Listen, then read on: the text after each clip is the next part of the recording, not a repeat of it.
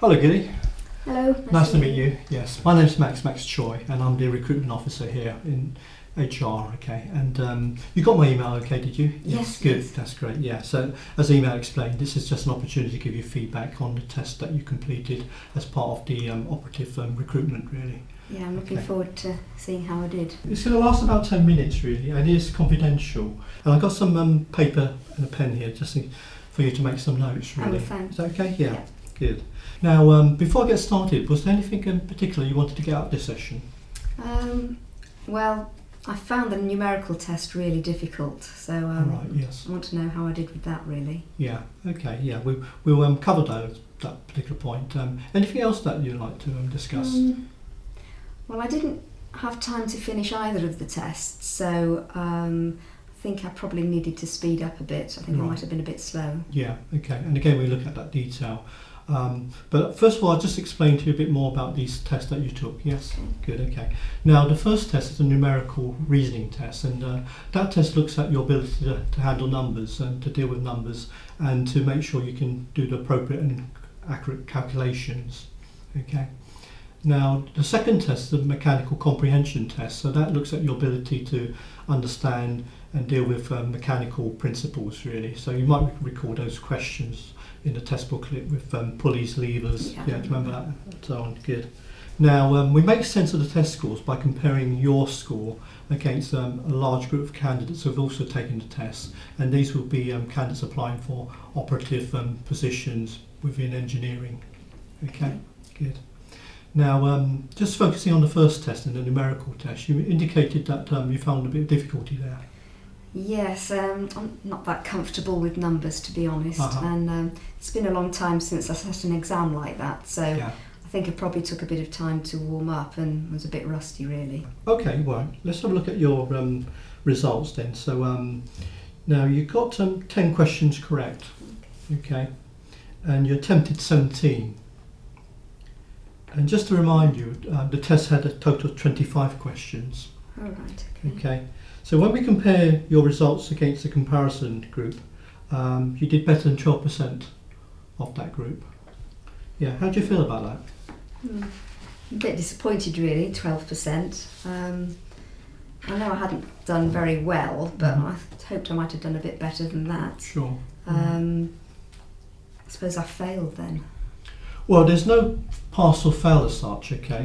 What we do is we take all the selection process into account. But it does count, so how could I improve? Well, this test measures underlying numerical skills, okay, for this particular role.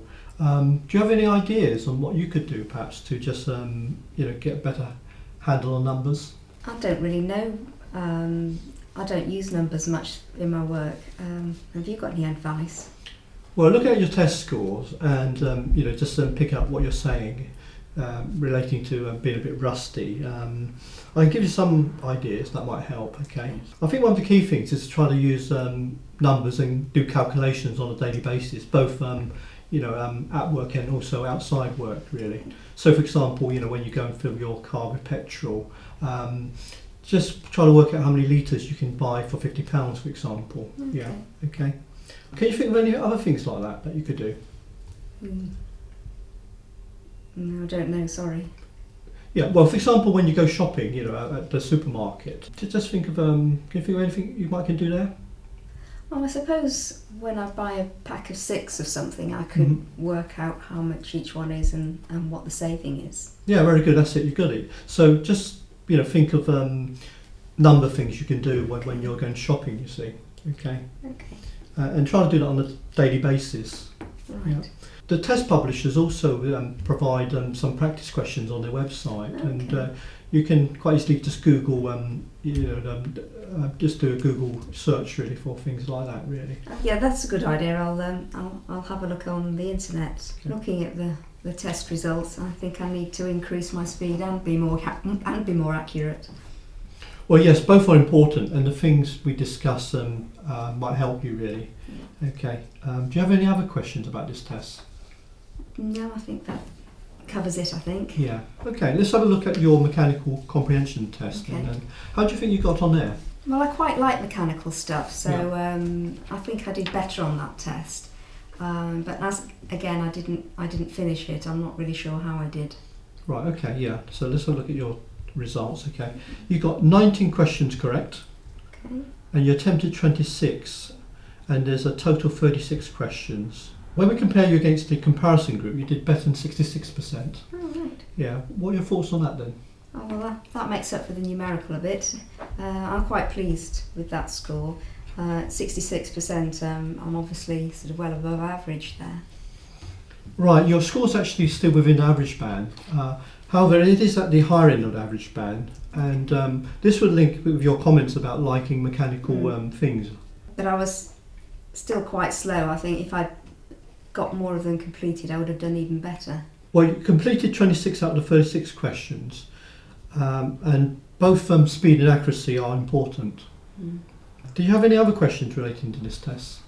No, I don't think so. I think I felt more comfortable with that test, and the tips you've given me on how to improve my numerical, I think they'll be a help. So with a bit of luck, if I do it again next time, I'll get a better score.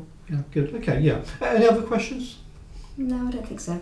Oh, well, great. So, well, thanks for your time today, and hope you got something useful out of it. Yeah, thank you very much. Okay, thank you.